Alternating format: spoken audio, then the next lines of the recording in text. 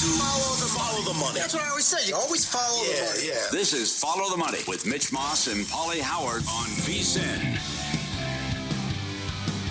Here we go. Welcome in. It is Follow the Money on VSiN, the Sports Betting Network. Mitch Moss along with Paulie Howard.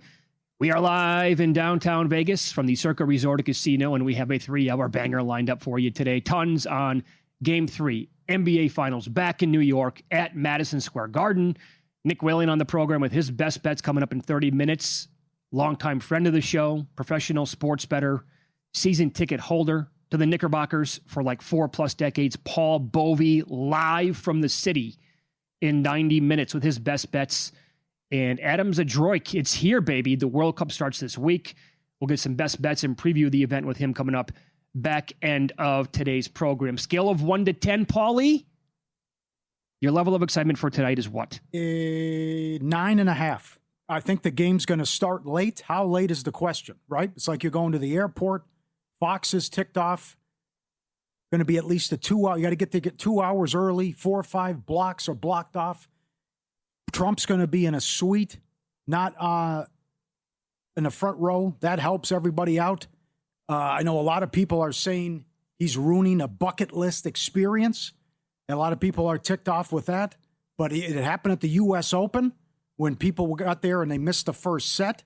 Darren Rovell tweeted, get there by at least 7 p.m. Eastern. If you don't, you're going to miss the tip and maybe much of the first quarter. So it's going to be something like we've never witnessed before, right? It's the first time a sitting president is going to the NBA Finals. They haven't won a title since 73. You see how much the tickets are going for. And but we have no watch parties now. That's what hurts. That's the thing that really confuses me the most. So you're telling me this team that has had to put up with the muck and being bottom feeders and grind through years of just garbage as fans of this organization, and every single time that they would make a mini run, you would see the streets of Manhattan just absolutely filled to the gills with diehard Knicks fans, and they are going to be nowhere to be seen tonight? The whole thing is just throwing my mind for a total loop overall. The fences around Madison Square Garden were up early. Oh, it's incredible. Did you see that? Yeah. Yeah. Like, how can everyone fit in that small area? Yeah, right. So anyway, I totally retract what I said last week where I'd like to be on hand for this game tonight or for Game 4. No chance would I want to be there at this point. It's a total circus the way it seems. Yes, it does. Way worse than I anticipated. Yes. So now could this work against them? Because there's so much pressure on the Knicks tonight, and most fans think it's over. And the Knicks in 4 stuff, they're already chanting Best team of all time. Saw it again over the weekend. I know. Plenty of that as well. So Tim Bontemps, ESPN, had a great line about Knicks fans have this fear of impending doom. Because most people who are in the arena tonight weren't alive or didn't see the championship. But a lot of bad things have happened to this organization since 1973. It's never happened before that a team's blown the 2-0 lead when they won the first 2 on the road. But it could work against them where the building and the players are tight if the Spurs come out with their hair on fire. Sure. And then oh, no. I mean, what if we lose?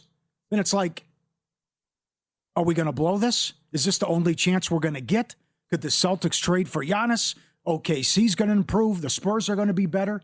How many chances are we going to get this? How many times are we going to get this opportunity again, right? Sure. Just after one loss, which you're not going to panic if you lose, but it's going to be a complete 180 if they happen to lose this tonight and the Spurs come out and save their season. I mean, can you imagine the level of pressure the Knicks players have been feeling since they got back to the city and in that area? And like last night trying to go to, I mean, how many players in history are going through what they are right now, all things considered, what it means for that entire area of the country?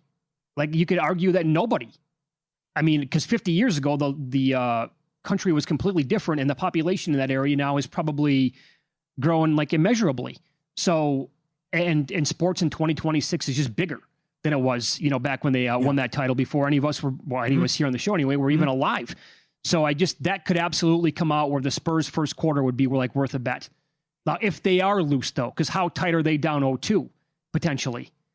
I think they just got to forget everything that happened in the first 2 games. Remember that they came out and won both first quarters and actually had the lead in both games 1 and 2 with 2 minutes to go and lost both. Yep.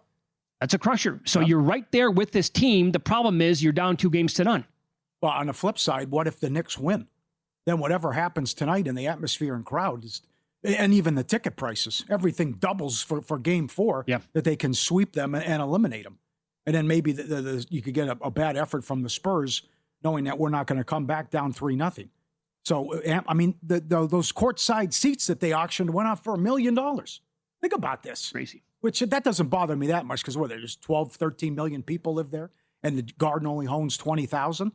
So yeah, the common guy's priced out, but it's absolute pandemonium here. It's the perfect storm. Yeah, and what do we make of the market now?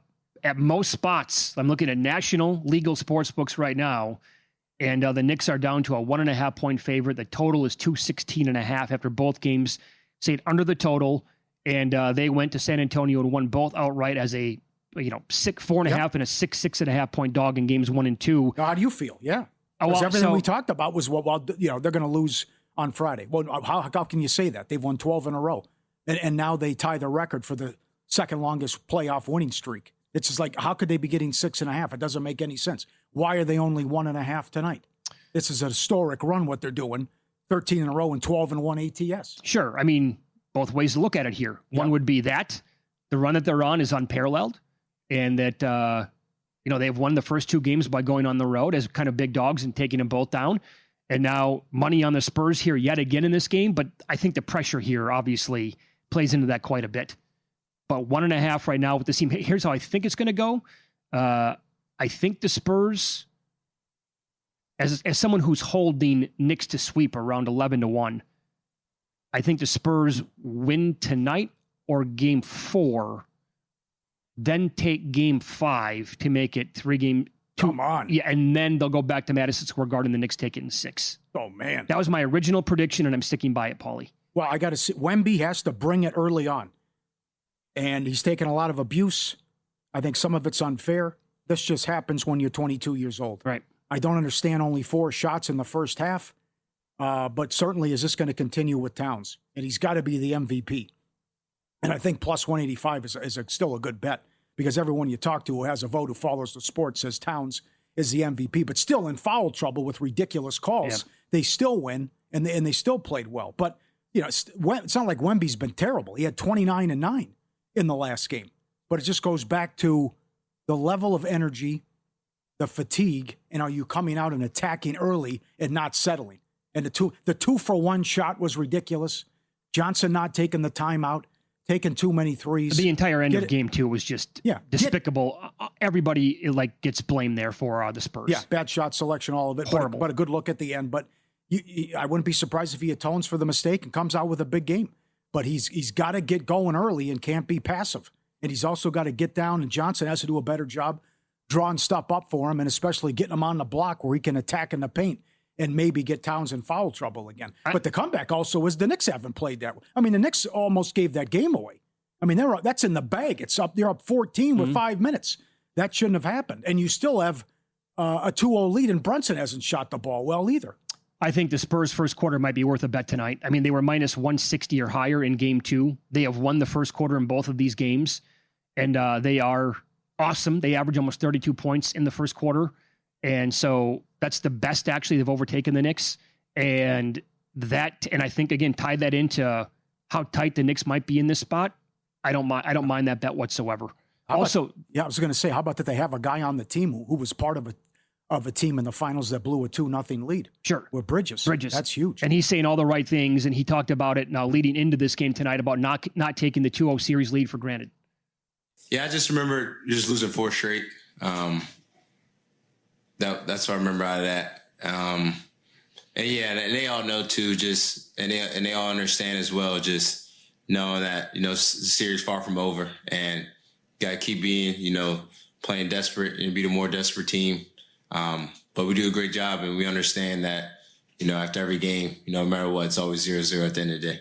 Up 2-0 with the Suns against the Bucks and Giannis back in 2021. Weren't they mocking Milwaukee? Blew it. Yeah, I think they were laughing at Milwaukee when they were up 2-0, thought it was over with. Well, maybe you're right, too, because it's only happened 3 times now. And not, when it happened in 93, the Bulls win. That series was crazy. The road team won 5 of the 6 games. And in the same situation, the Suns stole game 3 in Chicago in triple overtime. And they were an 8-point dog in that game. Well, Jordan drops 55 in the next game. Then that's when it was 2-3-2. They couldn't close them out. No. They lost another home game. Yeah. And then they had to close them out in Phoenix in game 6. So maybe they sweep them and it's no problem. But it just feels like something weird's going to happen. And this could get interesting based on what we've seen and the fact that the Spurs are going to give them their best shot tonight. What are your best bets on the game? Got to go. Bridges is on an incredible run. Remember when the season started, the shot, he messed up his elbow and his shot, and we were mocking him? He had to tweak his form, basically, is what he had to do. He is on a 10-1 overrun when he's 12 points, and he's minus $2 to score 12 points, but it's gone up because he's played so well. 10 of the last 11, he's scored at least 12 points. Towns is 12-2 to the over, 3.5 assists, and I got to come back with Hart points under. He didn't even score in game 2. No. So he only took 4 shots. I think Hart under points again. I used a boost today, so small bet, but Hart to get to almost 17-1 to lead in rebounds for the series. He's 4 back, and he is certainly capable. Stay out of foul trouble, buddy. Much like Karl-Anthony Towns, but he can go out there and grab 15 again tonight. You never know. Wemby might have a game with 8, and then he's right back into this thing. And I got down a little bit. Our buddy Mike Montesano put this out on X. Now, the number moved. I think he was responsible for moving the number. Shamet was 14-1 at DK to lead the series in threes. He's back by 1. I got a little bit on 10-1 on him. I see both sides. Coming off the bench, it's going to be difficult, but that's a good number when you're only 1 back. Sure. Maybe you get a blowout, too. Madness in New York, same time as the best Cup final matchup through 3 games that you could ever hope for. Does Hurricanes coach Rod Brindamore have the onions to make this move? We'll discuss next.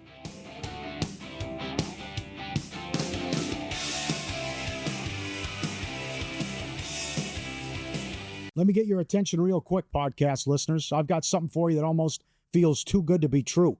First, credit where credit's due. If you're listening to this podcast, you're already leveling up your betting game. You're riding along with our best bets and top angles. And when there's a good game on, you're getting involved with a few props and alt markets as well. There's one more layer if you really want to step things up, and that's VSiN Pro. I've mentioned it before, but things are only getting better for our pro subscribers. We just rolled out our MLB prop projections, breaking down some of the best edges across strikeouts, hits, home runs, and more. And that's on top of everything else pro subscribers already get, including public betting splits, expert picks, and betting guides across the sports calendar. If you haven't tried it yet, stop sleeping on it. You can get your first month just $9.99 or save big with promo code POD26 on the annual subscription.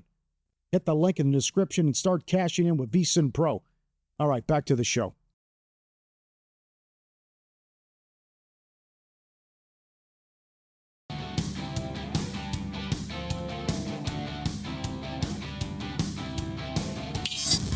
This is Follow the Money on VSiN. Now, the Stanley Cup takes, well, they get an extra day off, actually. So kind of a break in between games 3 and 4 tomorrow night out here in Las Vegas. If ever 2 teams have needed the kind of break, I think the way that this series is unraveling right now, unfolding, I think it would be these 2 teams. I mean, it's on pace to be the best Stanley Cup final I can ever remember. That's how good it is. No hyperbole. Pierre LeBrun tweeted this out after game 3. Mm-hmm. Theodore wins it in double overtime. His 25th Stanley Cup final. He cannot remember a crazier opening 3 games in the NHL's championship series. Absolutely insane. He's right. Yep. I mean, I guess my biggest betting takeaway would be this. And will it continue? Who knows? But whenever one of the teams gets out to a lead, and it might be a couple of goals, why not come back and play the other team that's trailing at plus money? It's almost like a tennis match between these 2 teams so far. Nothing is out of bounds here. Yeah. I mean, if Marner puts the game, if he makes that on the penalty shot, 5-0, it's probably over at that point. But I would have said at 4-0 the game was over with, and it wasn't. And oh, by the way, in that game, it was 4-3 Golden Knights. A little bit more than 3 minutes to play in the game, and they just picked up a penalty to go put the Hurricanes on the power play. The Hurricanes were still almost 4-1 to win the game. It got as high as 70-1. It seems that was way short.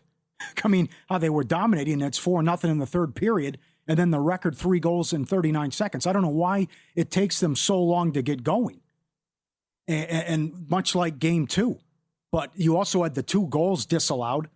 That would have been an all-time choke job if Vegas had lost that game, and I feel terrible for Bussy that he was kid hadn't played since April 14th, and he was a brick wall. And then they get the fluke goal with the bad bounce and 2 own goals. How about that? I know. 2 disallowed and 2 own goals for Carolina. Game had absolutely everything. It did. So now it's their season pretty much on the line tomorrow. Going to be hard to overcome a 3-1 series lead. But like Oshie said on the post game, that they hung Anderson out to dry. And they finally got that shot, what they needed, and it turned everything around and woke them up once Brind'Amour made the goalie change. And sometimes that works. But most people don't expect it to happen. I think you have to make a goalie change to wake the team up. And a lot of the goals have been breakaways and not his fault, and the ridiculous own goal as well.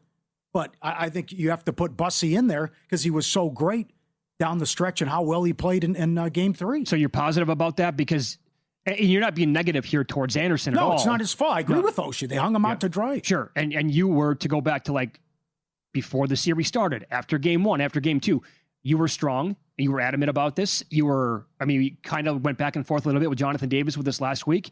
You're like, no, absolutely do not be too harsh here on Anderson. Guy's going to be fine. Yeah. So not his fault. No, absolutely. But I just think if they're going to give him that lift and boost and how they turned the things around when he came right in, I certainly didn't expect him to play like that either. That's unbelievable.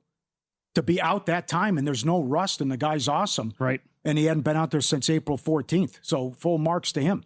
And but you can't come out falling behind 2-0, 4-0 and how bad they've played. So, but at Vegas lost that game, then everything completely flips then. No doubt. But I didn't expect it to be this high scoring, but then it just what a weird game. Two of the periods were scoreless. Mm-hmm. We had nothing. And I thought my 0-0 tie in regulation was in play. And, and it was for 30 plus minutes. Yeah, right. That's probably the way to attack it as well, because they're getting off to slow starts, and then here comes the barrage of goals. Yeah, Marner, natural hat stick trick, fastest in Stanley Cup final history. 3 Carolina goals in 39 seconds, fastest in Stanley Cup final history. I mentioned the penalty shot that was stopped that would have made it 5-0. It's just, again, the 2 own goals that you talked about, the 2 disallowed goals as well. And Marner is now a heavier favorite to win the Conn Smythe than the Golden Knights are to win the Cup final. And I would agree with that. And I actually think that we could be getting Connor McDavid all over again. Because who jumps off the page for you for the Hurricanes?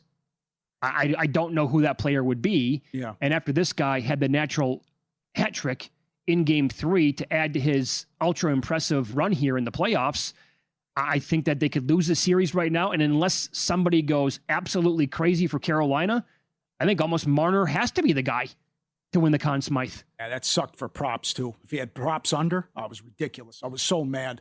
I had Hart saves under. I had Svechnikov shots on goal under. Double overtime. Come on. Double overtime got you. Yeah. What do you think the ladder paid on Marner? Got all the way to 10 shots on goal, by the way. Oh, 10. Wow. Yeah, you might have something there. He got his high as 250 while the game was going on. 2 100-1 shots cashed. Marner hat trick. Theodore to score in overtime. And for the second time, both teams 4+ goals, and Alt over 8.5 gets there. It's nuts. Well, I bet the first 2 games under, they were both losers. Game 2, 2-0 with 10 minutes to go, goes over with 7 in overtime. I did not play Game 3 under. Game 4, is there any point to make a case here to go under 6? I mean, it might be scoreless again in the second period, and they could explode for 6 combined again. You concerned about Hart? I think you have to be a little bit. That's where you got to go. Yeah. Yes. I don't know how you're not, actually. Just sticking your leg out and putting your pad out isn't enough. It's almost like it was lazy goaltending on some of those. And I don't see how he didn't see the puck right in front of him on the goal that tied it as well, that he didn't cover it up or poke it out of there. I would say for those who are ripping Anderson for his performance through 3 games, they absolutely must be saying the same thing about Carter Hart. It has been far from impressive. I mean, 3 goals in 39 seconds, Paulie. Those weren't difficult saves. No, they were not. Anderson should have had the Marner when he came down on a breakaway semi 1-on-1 with the slap shot. He could have had that one. But the own goal and then the breakaways, there's nothing you can do. Now it's the Stanley Cup final. You've been unbelievable. You got to make one of them. I need to make a couple of them, but he hasn't been able to stop much of the breakaways. So, but you can't have the defensive breakdowns, but also You got to come up big and help your teammates out once in a while and stop some of those breakaways. I tell you, the one way that I would like the under 6 is if Bussey is in fact named the starting goaltender. If he's not, I can't really make a case that that under 6 is a good bet if Anderson's plugged back in there. I just can't, the way that these games have unfolded. I mean, the outlier right now would be my 0-0 bet that I made the case for before the series started. And it doesn't matter. I mean, the 2 disallowed goals still, but it's nothing with not that much time on the clock. And I just like, oh man, this is bedlam. Yeah. It's when you talk and compare it to all-time great series, I don't know if it gets there. Just because it's 2 of the games, there's been not much happening for 2 periods or big leads. Like I shut it off. And wait a second. Now it's 4-2. Uh-huh. This is going to get interesting. And you put it on, and there's another goal. Well, because it looks like 2 of the games, you think it was over, and Vegas had it in the bag. If it plays out like this and goes 7 games, I think it has to go down as the best we've ever seen. Just because of the crazy comebacks, the high-scoring nature of the games, the overall dramatics of it. I asked the question on X, and I wasn't saying that this year's the best at all. I was not implying that. But I was just asking the question, like, what was the best year we ever had for an NBA Finals and Stanley Cup Final going on concurrently? 1994 was the most common response. That's what I sent it. Yeah, you had Knicks and Rangers going on same time, both years, and the OJ chase, obviously. Yeah. A lot of people said 2013. That was Spurs Heat Game 6 Ray Allen. Yeah. And the Blackhawks came back, scored 2 or 3 goals late to beat the Bruins, and they beat them in 6 games.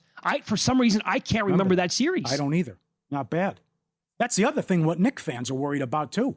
In 94, the Rangers led Vancouver 3-1. Yeah. Everyone thought they'd close them out at home. That's right. Lost Game 5. Lost Game 6. Had to go 7.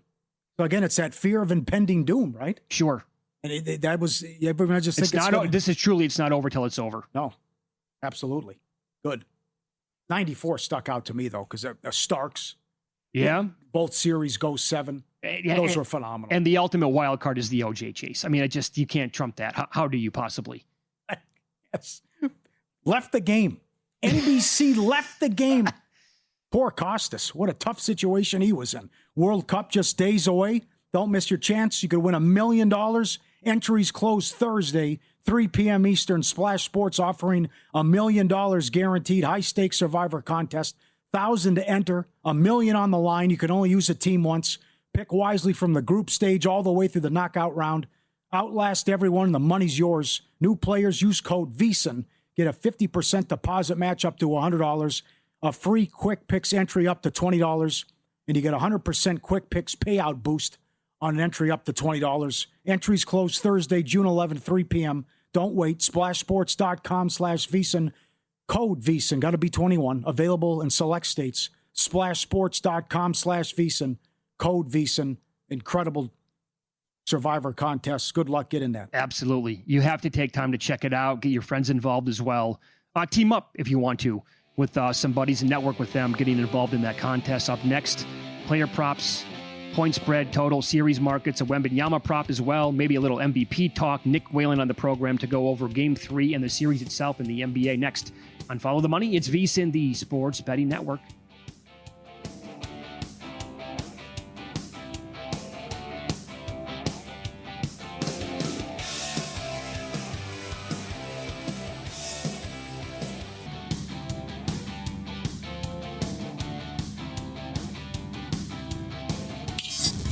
This is Follow the Money on VSiN.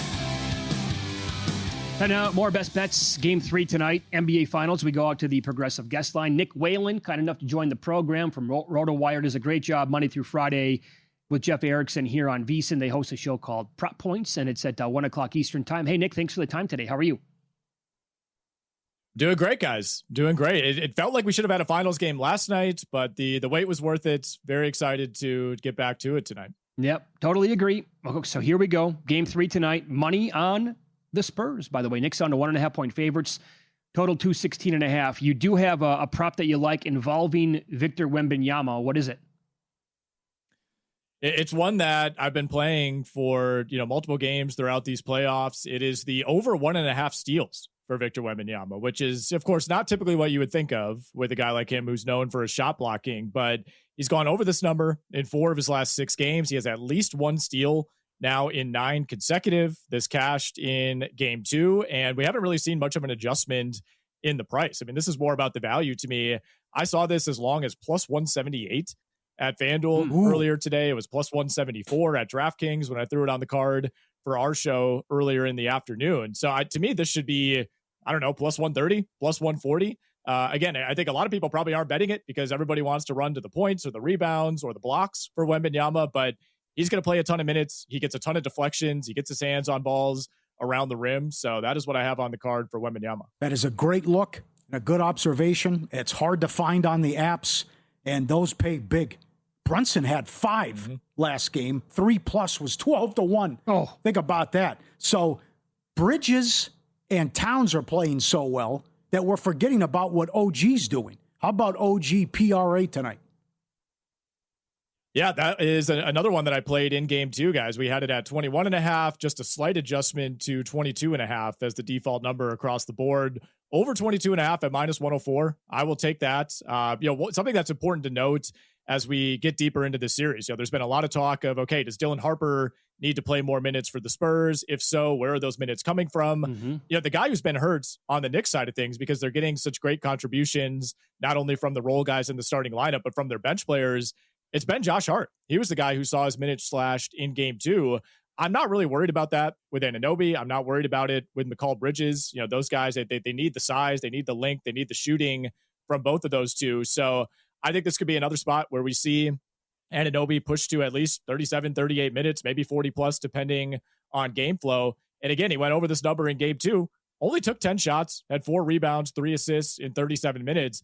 I think the rebounding is what I would look at and say, okay, he was a 6-7 rebound a game guy earlier in the playoffs. Obviously, it's a difficult opponent in San Antonio, but if this is a spot tonight where we finally see Karl Anthony Towns either take a step back or get into foul trouble, that's where I think we could see Anunoby more involved on the board specifically. So to me, still a very doable number at 22.5. Yeah, very good. Paulie and I were talking about this already on the show here today, Nick, and that is the leader in the series for most threes. Shamet's 1 back right now, and he's like 10-1 still at DraftKings. It was 14-1. What do you make of Shamet tonight? Yeah, there are a couple 3-point props I would look at with the Knicks, including the over 2.5 for Landry Shamet. Put that down at plus 195. Ooh. Last night. He's gone over this number in 4 straight, 6 of the last 7. Now, he is, of course, shooting at an unsustainable level, but we're getting to a point now where this sample is spanning 7 games. It's spanning multiple series. He's 21 of 31 over his last 7. 18 of his 31 looks have been wide open. I mean, despite the Spurs knowing exactly what Landry Shamet wants to do when he's on the court, the Knicks are still finding ways to get him open. So I'm going to keep riding it at that price, almost 2-1 for the over 2.5. You got to lay a lot more if you like the over 1.5, but Shamet continues to be dialed in. I think he's playing with a ton of confidence, and he's on the short list of those role players who you'd think, he's already shooting it great on the road. He'll probably continue to shoot it well at home. And who's the other guy then that you like tonight for threes made overall? The other one is Jalen Brunson, guys. He's gone under in crushing fashion in each of the first 2 games. The attempts have been there. The handicap is basically, look, Brunson's not going to be able to get to his same spots. He's going to have to settle for more threes. That's exactly what's happened. And he's gone, I think, 2 for 8 and 2 for 9 in the first 2 games. But look, I think the Spurs are succeeding in turning the New York Knicks into a little bit more of a Brunson-centric offense than they would like. He's taken 56 shots. He has a 39% usage rate through these first 2 games. That is not ideal if you're the New York Knicks, especially when Brunson's shooting it at 33, 34%. If you're the Spurs, I think you're wondering, how is Brunson producing like this and how are we down 0-2 in the series? But I think that volume should continue at least from 3. Again, he's not going to be able to get to the rim at the same clip as he was, earlier in these playoffs against inferior defenses. Sure. So then based on what you said, like looking at the MVP market overall, he is still the short shot on the board. Brunson is. I think we can all agree that if the vote had to be in tonight and the series was over with, we think that Karl Anthony Towns would win, and he should probably be like the consensus winner, but you have to forecast like what's going to happen on the court, but also good luck handicapping the voters as well. So what do you think of the overall market at this point, Nick? Yeah, it's really interesting because this was one of those markets where you had an obvious guy on either side, right? And Wembanyama, despite being down 0-2, is still short of 4-1 to win Finals MVP. So if the Spurs come back, it's obviously going to be him. Yep. I'm totally with you. I think if this was a 3-game series and the vote happened after game 2, it might be unanimous in favor of Karl-Anthony Towns, but we still have at least 2 more games. Jalen Brunson has had some huge moments in the clutch, but a lot of these voters are smart. They know Jalen Brunson is not shooting it very efficiently. Excuse me. The volume has been super high in this series. I think the edge for Karl-Anthony Towns, if you do want to bet into that market, is that one, he's been great offensively. He's been super efficient. He's been better than we expected on that end. And he also has the defensive argument. Like Jalen Brunson, he had some steal numbers in game 2. We all know he's not a plus defender. He's not shutting anybody down on that end. If this series, if the Knicks win it in 4 and Karl-Anthony Towns plays like he did in game 1 and 2, even close to that offensively, and Victor Wembanyama continues to struggle, I think that's the narrative that you have to cling to is, not only is Towns being great offensively, he also is limiting Victor Wembanyama and, has a huge edge defensively as far as his impact in the series. Totally agree. He's got to get it. And it also helps that on every halftime show, Barkley is pointing out how great he's been and arguably the 2 best games of his career, right? What a 180 with this guy. Yeah. 2 years ago, he was terrible. Well, no question. I mean, sorry. Well, no, you're right. You're right. I mean, it's almost a kind of a reverse narrative that we didn't expect to be part of this discussion. And, to be fair, he does have to kind of pry it away from Jalen Brunson, who came into the finals as the incumbent, right? It's his finals MVP to lose, but you could argue with, how inefficient he's been. Maybe he's on the track to doing that. But you're right. I think Towns kind of reversing the narrative on his career, reversing the narrative on the type of player that he is. That absolutely feeds into this as well. Last thing I'll say, guys, on Finals MVP, keep in mind, I believe it's a panel of just 11 voters for this. So you get some inherent variance. You don't have a sample of 200 people voting on this. It can be a little bit dicey from that perspective. But as of right now, I think it has to be Cat. I would absolutely agree with everything that you just said. What about the point spread now down to 1.5 at many books? Total still available at 2.6. Some books have moved to 215.5. Others are out there at 216 or 216.5. Both games under so far in the series. Any opinion on side or total? Yeah, side is really tough for me. I think I'll just end up playing the Knicks if I do take a side. I was on the under in game 1, which ended up coming through. I did not make an official play on the total in game 2. I would be ready to lean over. The pace is actually faster than both of these teams have played throughout the postseason. Now, neither team has shot it well from the field, particularly 2-point range. The Knicks shot it well from 3 in game 2, but I don't think the defense is necessarily going to fall off as we get deeper. San Antonio especially has so many great perimeter defenders, but at the same time, you would expect Brunson to be at least a little more efficient going forward. The Knicks have shot around 42% as a team so far in this series. That should improve. San Antonio, Wembanyama specifically, have not been great offensively. So it's a little bit of lazy analysis, but if you like the over, I think the narrative that you're clinging to is, okay, the pace is where we want it to be. These teams are just not converting shots at nearly the rate that we would expect so far. Yep, very good. Follow Nick on X. He's at Whalen, but it's WHA, the number 1 EN. The 1 is in place of the L, obviously. Does a great job Monday through Friday with Jeff Erickson here on VSiN. Their show is called Prop Points at 1 o'clock Eastern time. Awesome stuff, my man. Thank you. Best of luck tonight. Same to you guys. Thank you. Yep. Join us here on the Progressive Guest Line. I think it's right. It's Brunson. It's Cat first. Then it'll come down to what Brunson does. What about if Bridges goes nuts again tonight? He's got a case.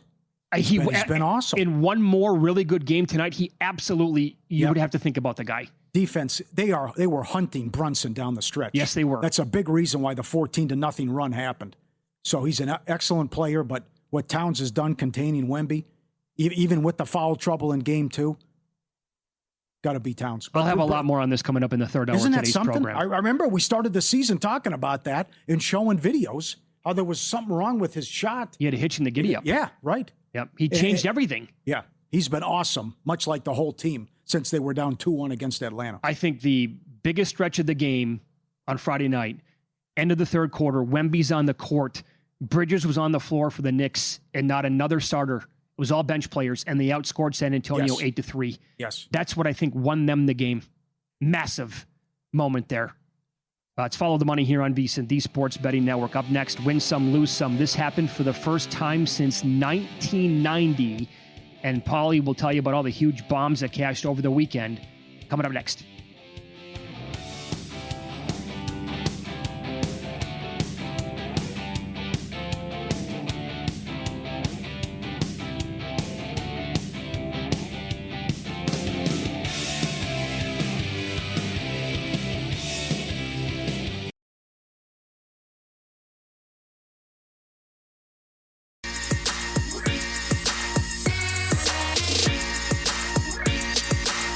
Win Some, Lose Some is sponsored by the Sharp Plays.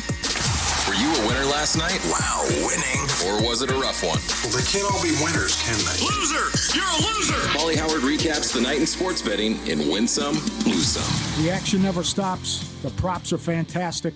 Let's start with Friday night. Knicks plus 190 on the money line. 13 wins in a row. Second longest streak in playoff history. First team to win back-to-back games in the finals, trailing in the last 2 minutes since the 1990 Pistons. There you go. I did not remember that. I don't recall that series. What'd you make of the final 40 seconds? Castle looks at him, and then he passes it. Once he turns his head, and then he makes it worse with the foul. But why do you give the foul with the stupid foul to give? It was way too early. There's no need to do it. Why didn't Johnson call a timeout? Why is he telling him to push the ball, go, go, go? And the 2-for-1 shot with 30 seconds was ridiculous. So I must be losing my mind as a basketball fan. The amount of people who called the Wemby looks great looks, I don't even know what language you're speaking. The last one was fine. The air ball 3? I don't know. And the 2-for-1 with 30 seconds? The air ball 3 was a 0 on a scale from 1 to 10. Yeah. The last shot, that's what... Great look. I hated it. I hated the shot. Yeah, great look. If he's 7'5", draw something up that's a little bit closer to the rim. First score, Vassell 8-1. He's not Steph Curry, by the way. First basket, method 3-pointer 19-1. Both teams to score in the first minute plus 150. 5+ points in the first minute plus 210. Fox 20+ points plus 345. We mentioned this Friday.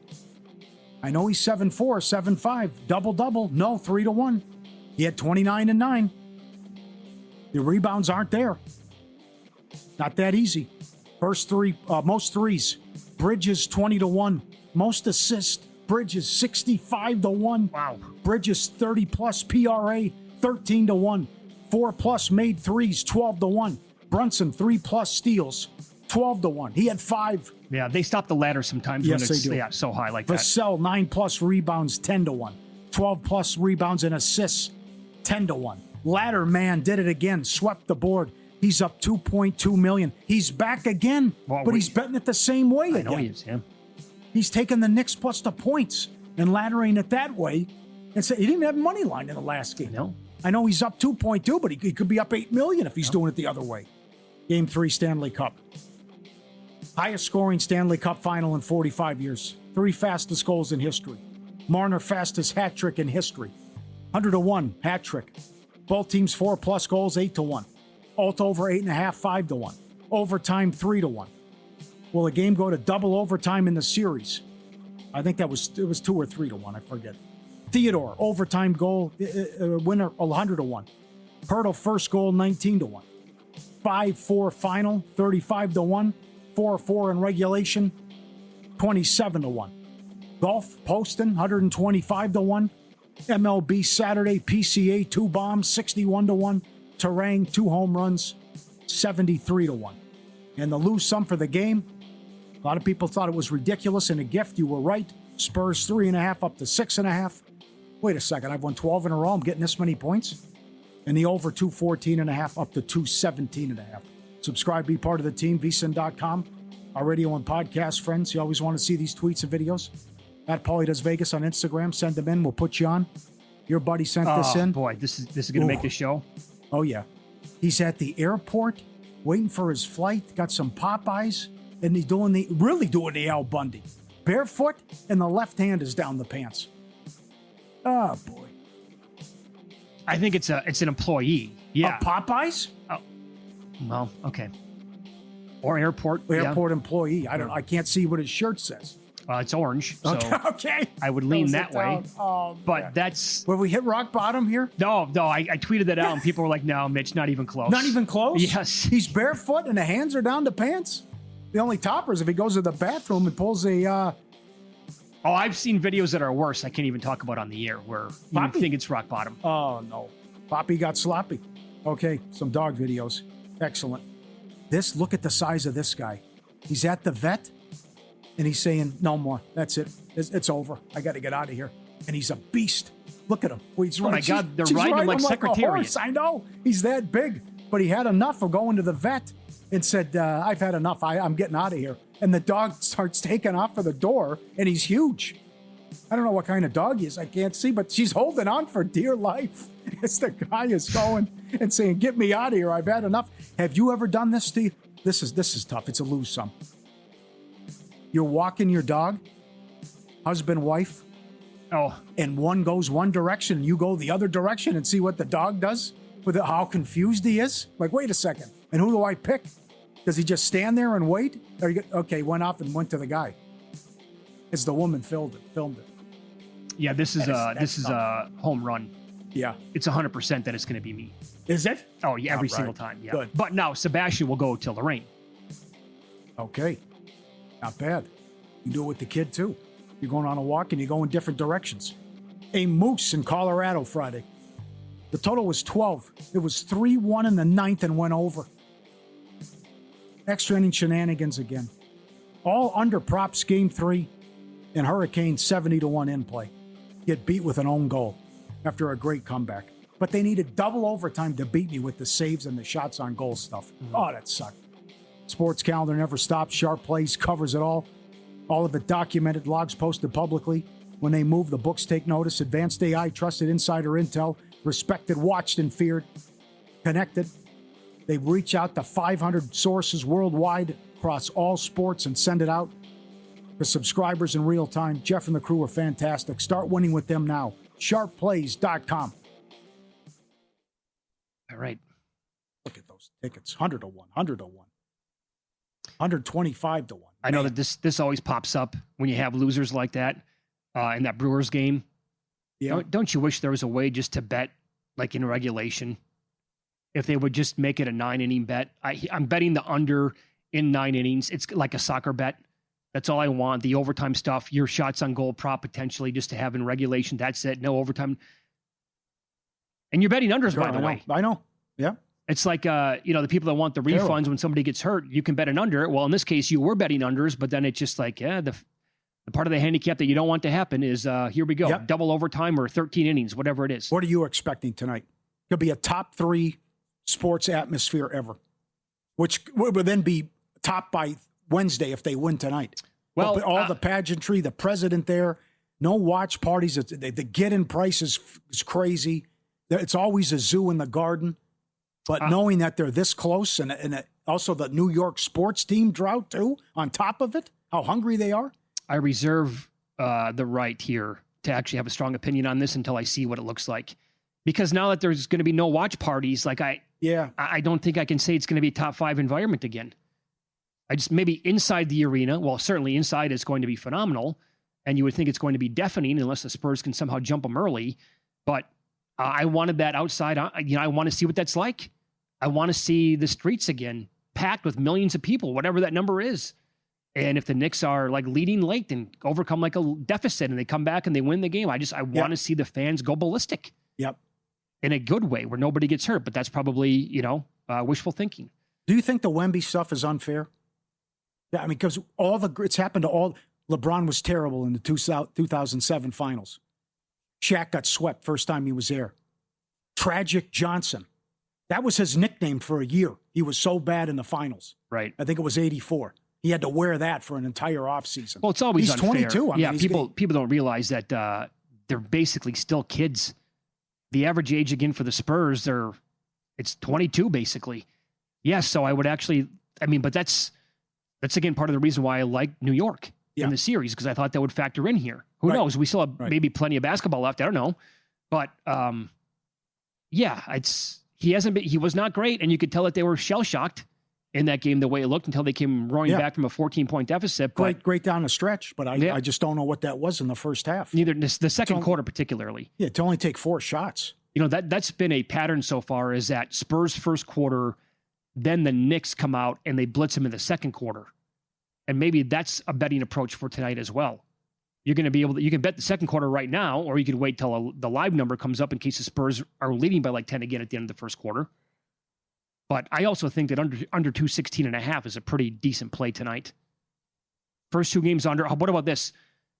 The highest scoring half of the game, the first half I saw was like $1.50. And so far, so good. because it settles down a little bit more. They become tighter, more defensive minded in the second half. And I think the pace has been there early in the game. Oh, And then they've been scoring, yes. the guys get a little tired. He's down to 450 to win the opening tip tonight. It's been cut in half. That actually is probably worth a bet then. More on Game 3 coming up tonight. And I'll tell you the biggest problem facing the Knicks, and it might not even be close as we continue on Follow the Money. It's VSiN, the Sports Betting Network.